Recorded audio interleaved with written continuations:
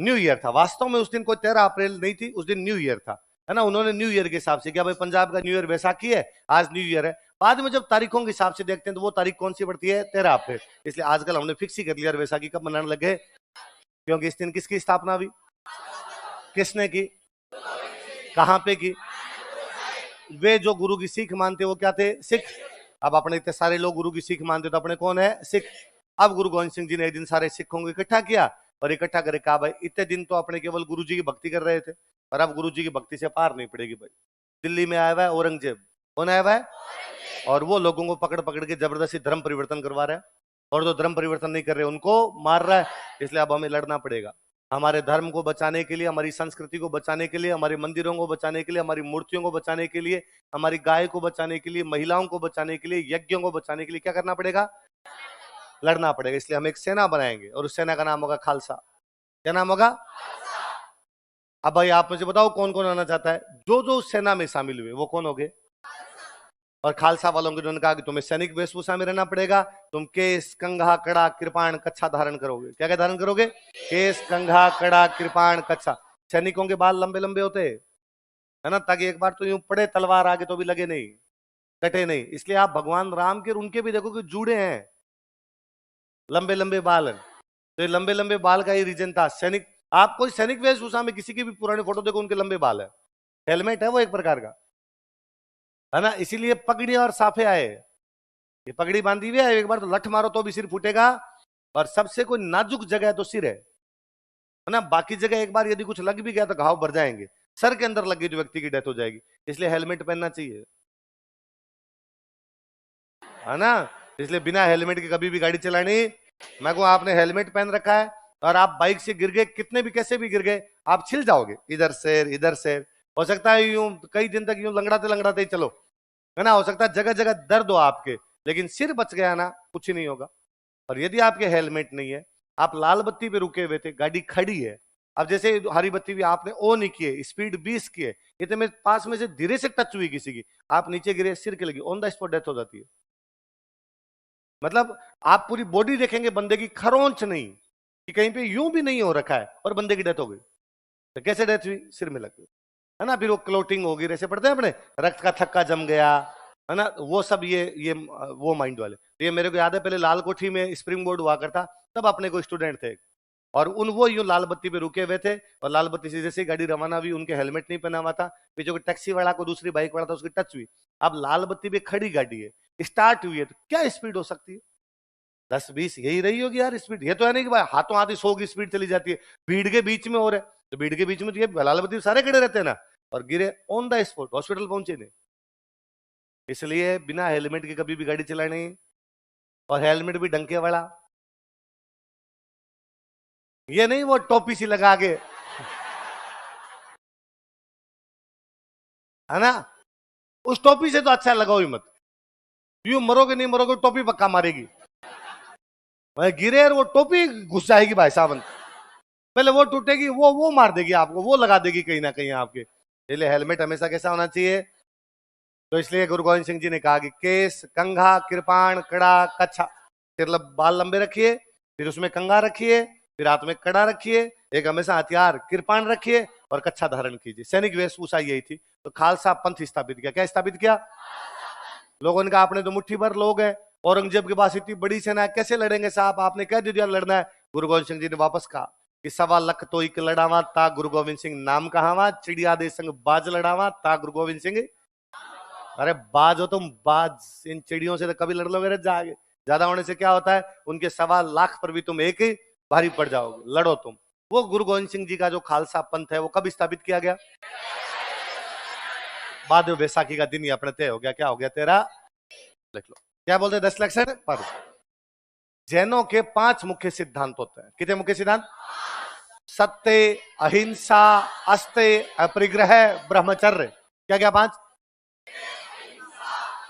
अपरिग्रह, सत्य कहता है झूठ नहीं बोलना, कोई भी आदमी किसी भी प्रकार का झूठ, अहिंसा किसी प्रकार की हिंसा, अस्त्य किसी प्रकार की चोरी, अपरिग्रह धन का संग्रह, कलेक्शन नहीं करना धन का, ब्रह्मचर्य कंट्रोल करना। ब्रह्मचर्य क्या है, कंट्रोल। कंट्रोल में खाना, कंट्रोल में सोना, कंट्रोल में पीना, कंट्रोल में खेलना, सब कुछ कंट्रोल्ड मैनर में हो। वो क्या है? ब्रह्मचर्य। धन का संग्रह नहीं करना, अपरिग्रह, चोरियां नहीं करना, हस्ते, हिंसा नहीं करना और झूठ नहीं बोलना। और भाई साहब अहिंसा वाले मामले में जो एक्सट्रीम चले गए, कहा कि भाई साहब जूते नहीं पहनने, क्योंकि यदि जूते पहनोगे तो चलोगे, चलोगे तो बाद में कोई ना कोई जूतों के नीचे कीट पतंगा चिंटी कोई आगे मर गया बेचारा, हिंसा होगी। नहीं, नंगे पैर चलो है, नहीं मरेंगे नहीं। फिर आप नंगे पैर चलेंगे, आ भी गया ना तो हमारा पैर आप कभी देखोगे ना, पैर का शेप इस प्रकार का होता है, जिसके नीचे आएगा तो भी नहीं मरेगा, जूते के नीचे आएगा तो पक्का इससे लड़ जाएगा एकदम, है ना। ध्यान रख के चलो, पहली बात तो आना ही नहीं चाहिए। आ भी जाए तो नंगे पैर से कम संभावना है, जूते से तो पूरी पूरी संभावना। क्या खेती मत करो, क्योंकि खेती करोगे, हल चलाओगे, हल चलाओगे तो हल में बेचारा कोई मर गया, इसलिए खेती करनी। और ये फौज वोज में जाना बंद करो, क्षत्रिय भी नहीं भाई साहब, तो फिर क्या बचा आपका? व्यापार। क्या बचा? इसलिए जैनी सारे क्या करते हैं? दुकान में बैठ के उसमें हिंसा की थी संभावना। फिर कहा कि 5 बजे से पहले पहले खाना खा लो, 5 बजे के बाद में खाना, 5 बजे के बाद अंधेरा हो जाता है, खाना खाओगे दीपक जलाना पड़ेगा, दीपक में कीट पतंगे आ जाएंगे, हिंसा हो जाएगी। फिर कहा आलू, गाजर, मूली जो जमीन में ये नहीं खाओगे, क्योंकि इनको यूं उखाड़ना पड़ता है, उसके साथ कोई मर गया कीट पतंगा। एक्सट्रीम एकदम। अब भाई ये नियम मानने हर किसी के बस की बात नहीं है, इसलिए देखा गया कि भगवान बुद्ध और भगवान महावीर समकालीन है, पर भगवान बुद्ध की कोचिंग में लोग ज्यादा, भगवान महावीर वाली कोचिंग में लोग।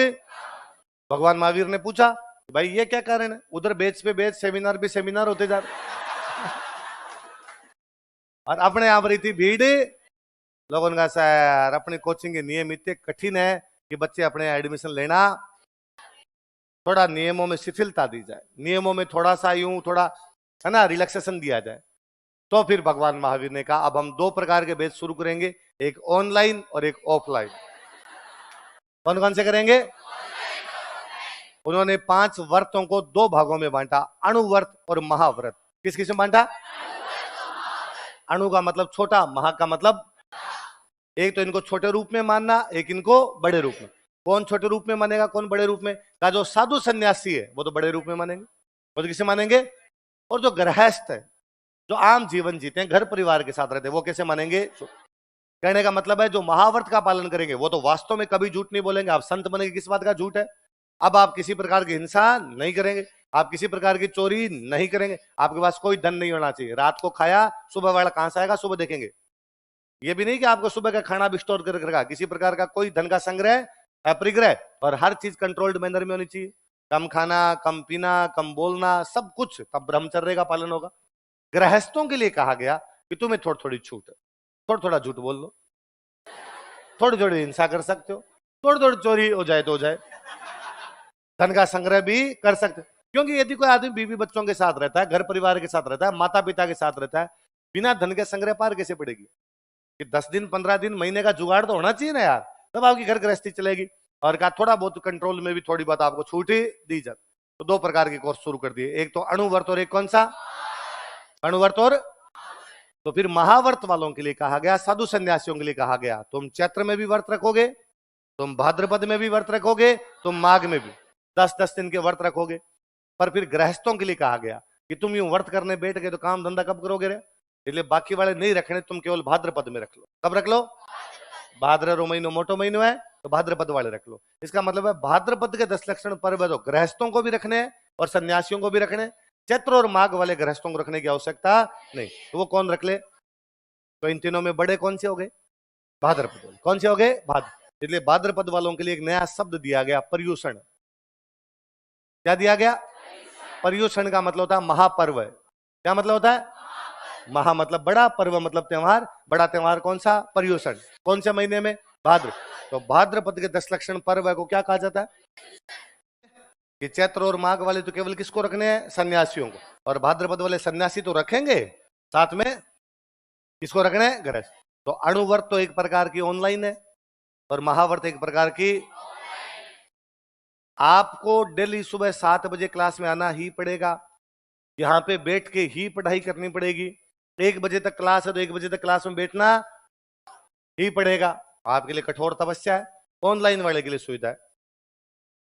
वो 7 बजे उठता है, 7 बजे देखता है मास्टर नहीं आया क्या अभी तक, अभी 7:15 आएगा, फिर 15 मिनट तक सुनेगा, 7:30 सो जाता हूं। उसको उठने की आवश्यकता 7:30 उसने कहा चलो शुरू करवा दिया, चलो अब लिख लेता हूँ। कॉपी पेन भी रखे तो रखे, नहीं रखे तो तुम्हारे पास तो नहीं हो तो हम टोक दें, अरे कहाँ है कॉपी पेन का, सर भूल गया था, दूसरे में लिख। उसको ऐसी भी कोई चिंता की आवश्यकता।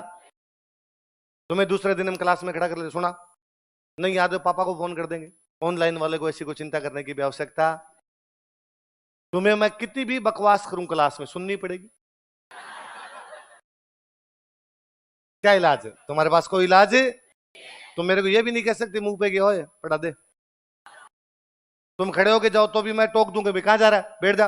हालत आ रही इतने लोगों में फालतू में माजना पड़ देगा कोई आदमी, यही रहते हैं। वहां ऑनलाइन वाले के लिए। अब मैं जब ये बातें कर रहा हूं, उसने पहुंच के उसने कहा मम्मी चाय लिया, बकवास कर रहा है ना। तुम यदि 9 बजे बाहर जा सकते हो, 9 बजे जा सकते हो, बीच में यदि पानी भी पीना हो तो तुम्हें नहीं यार, एक बार सर बोल रहे हैं क्या पता मैं उठ के जाऊं, सर टोक दे, या इतनी लाइन को क्रॉस करके कैसे जाऊंगा, कैसे उठाऊंगा, उसके आराम से वो फोन लिया लिया उधर जाता है पानी वापस आ जाता। इसलिए वो अणुव्रत का पालन कर रहा है। किसका पालन कर रहा है? तुम किसका पालन कर रहे हो? किसका? तुम यहाँ रूम लेके रहते हो तो तुम्हारी जिंदगी वैसे भी कठोर तपस्या वाली जिंदगी, भाई संतों वाली जिंदगी है। पीजी में रहना, रूम लेके रहना अपने आप कैसी जिंदगी है? कठोर काया क्लेश का पालन। वो आराम से चिल करता है ना। घर वाले एकदम यूं राजी राजी रखते हैं, पढ़ रहा है हमारा बेटा, पढ़ रहा है हमारा बेटा, पढ़ रहा है, भले मोबाइल में देखता कुछ ही हो। घर वालों को क्या पता चले क्या देख रहा है क्या नहीं देख रहा है। नया नया ऑनलाइन आया था तो मैं क्लास पढ़ाता तो मेरी दाढ़ी बढ़ी हुई थी खूब सारी, और मैं क्लास में ऐसी कोई बात बताता। अब होता क्या है, यहाँ तो आप इतने बच्चे बैठे हो, मैंने बात बताया सब एक साथ हंसे। अब सोचो कोई अकेला आदमी हंसे।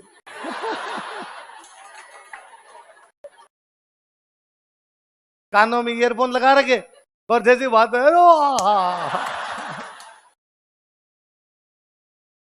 एक दिन एक लड़के का कमेंट आया उस क्लास में, तो वो जो भैया बैठ रहे थे वो कमेंट बताते रहते, या उन दिनों में हमारे सामने वो स्क्रीन होती कि भाई सभी ऑनलाइन, ऑफलाइन कोई था नहीं, स्टूडियो से पढ़ाते। अब तो क्या भाई आप खड़े होकर मेरे सवाल पूछ लेते हो, तो कई बार आप ऐसा सवाल पूछ लेते हो जो ऑनलाइन वाले को भी पूछना है। आपने पूछा, मैंने रिप्लाई दिया तो वो भी संतुष्ट अपने आप, या कई बार लिख के भेज देता कि ये सवाल है तो मैं उसका जवाब दे देता हूँ।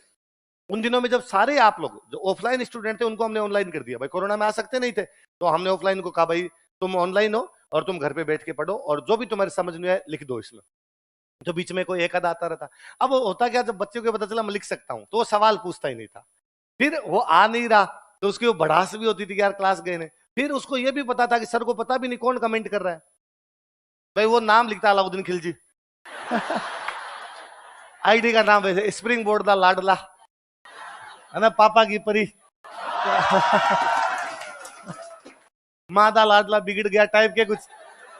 और फिर उधर से फिर करता सर आज तो जोरदार लग रहे हो, सर आज तो बाल कटा लिए, सर आज बड़ी, वैसे वैसे कमेंट करते। कोरोना में बैठे बैठे वही परेशानी होते थे घर में। तो एक दिन एक लड़की ने मैसेज किया, कोई एक बात चली उसमें कई देर तक यूं हंसी वाली सी बात, कई बार होता है चल पड़ती है फिर हंसी आई फिर हंसी आई। तो उसने एक दिन लड़की ने कमेंट किया, सर हंसना बंद कीजिए, मेरी मम्मी डाउट कर रही है कि तुम पढ़ती नहीं है, तुम कोई और किसी से बात कर रही है। और सर प्लीज पढ़ा दीजिए आप, है ना घर वाले मारेंगे मेरे को, है ना। एक दिन एक कोई लड़के का कमेंट आया, उसने कहा सर आप दाढ़ी कटवाइए। मेरे घर वालों को लगता है मैं किसी बाबा के चक्कर में हूं। घर वाले कहते तू हमें कहता पढ़ता हूं, सुबह शाम इस बाबे के उपदेश लगाए बेटा। अलग अलग प्रकार के भाई। तुम महाभारत का पालन कर रहे हो, वो कैसा कर रहे हैं? तो तुम इतने साथ में एक साथ हंस सकते हो, मजे भी आते हैं। अकेला आदमी हंसे भी क्या? देखता है कि यार ये सोचेंगे पागल हो गया क्या, क्यों हंस रहा बेटा बेटा। तो उनका भाई जिंदगी थोड़ी अलग, तुम्हारी जिंदगी थोड़ी अलग।